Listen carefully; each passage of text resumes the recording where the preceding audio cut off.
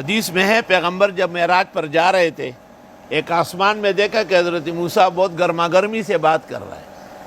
جبریل سے کہا یہ کون ہے؟ کہا یہ موسیٰ ہے۔ کہا کس سے باتیں کرتا ہے؟ کہ اللہ سے۔ کہا اتنا زور زور سے کہ ان رب یعرف حدت، اللہ کو پتہ ہے یہ بندہ ذرا گرم مزاج کا ہے۔ اللہ تعالیٰ کے نیک بندوں کے اللہ پاک کے ساتھ راز و نیاز بھی ہوتا ہے۔ رسول اللہ صلی اللہ علیہ وسلم سے معراج سے واپسی پر کچھ سوالات کیے گئے۔ آپ نے کہا میں نے تو نہیں پوچھا، اگر میری جگہ موسیٰ علیہ السلام ہوتے وہ ضرور پوچھ لیتے۔ وَكَلَّمَ اللَّهُ مُوسَىٰ تَكْلِيمًا، اللہ نے باتوں کے لیے چنا ہے موسیٰ کو، خاص باتوں کے لیے۔ اللہ تعالیٰ سے یہ بھی پوچھا کہ مجھے کیوں کلیم بنایا تم نے؟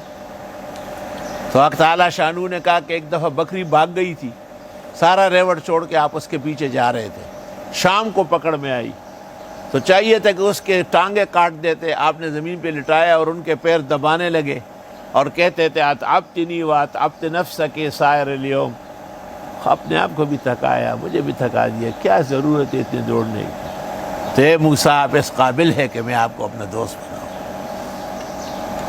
کہتے ہیں کہ موسیٰ علیہ السلام نے اللہ تعالیٰ سے پوچھا کہ میرے ساتھ جنت میں کون ہوگا؟ کہ میرا ایک خاص بندہ ہے قصائی۔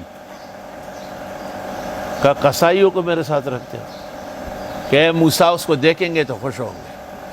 یہ پھر گئے اس بستی میں، اس شخص کا پتہ کیا، بڑا پیارا تھا، بڑا نمازی تھا، بڑا دیندار تھا۔